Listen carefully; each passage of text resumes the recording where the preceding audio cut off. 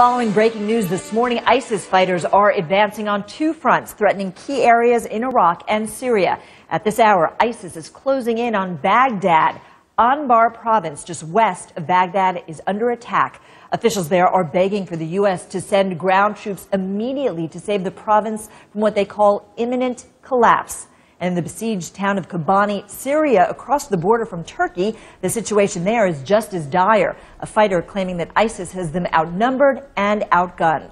From Iraq to the White House, we have all angles covered this morning. Nick Payton-Walsh is at Turkey's border with Syria. Erin McPike at the White House. We begin with Ben Wiedemann live in Baghdad. And Ben, Anbar is now asking for U.S. troops, but the request isn't coming from Baghdad, but from Anbar itself.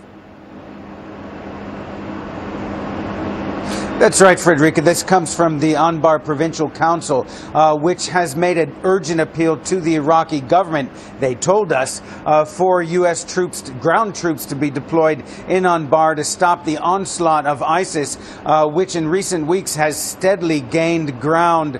In fact, they're basically about 20 miles to the west of Baghdad at this point. However, we understand from sources in the Prime Minister's office here in Baghdad that they haven't received that request. And it's also well known the Iraqi government has had the position for quite some time that they don't want U.S. ground troops in Iraq.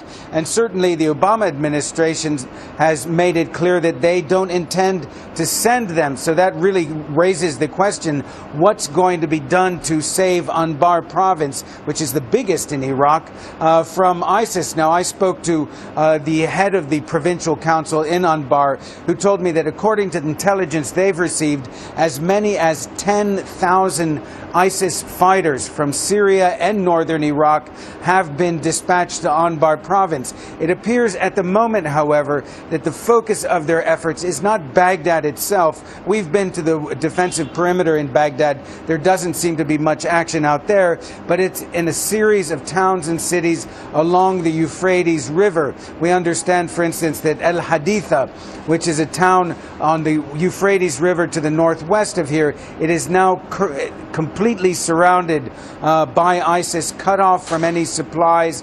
The garrison there of the Iraqi army has made an urgent appeal to Baghdad to send equipment, reinforcements, supplies. But as we've seen in the past, the shortcomings of the Iraqi army, whether it's incompetence or corruption, they have repeatedly failed, whether it's in Mosul or bases in Anbar, to come to the rescue of these besieged garrisons, which eventually get overrun. ISIS captures all their, oftentimes American-supplied equipment and ammunition. So not a very bright picture here in Baghdad. And Ben, it looks almost as if ISIS is turning its attention away from fighting the Syrian President Bashar al-Assad and looking towards these different provinces, both Kobani but also Anbar. But what about the new Iraqi government in Baghdad? You've got a new prime minister, a new president. How vulnerable are they now that ISIS has made this advance so close to them?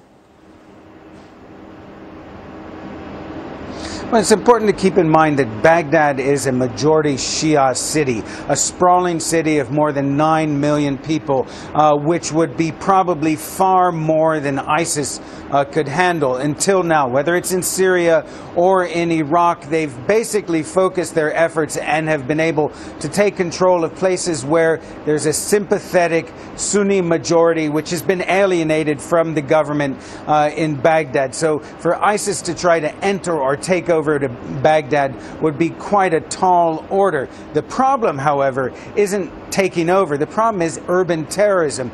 There's almost every day one or more car bombing, suicide bombing in Baghdad, and the Iraqi security officials believe that ISIS is behind it, because even though it's a Shia majority city, there are areas where there is a Sunni majority and there are sympathizers to ISIS. So it's a problem of the forces on the outside of the city of ISIS pressing in, but also sleeper cells, so to speak, inside Baghdad. All right, Ben Wiedemann for us there. Thank you so much.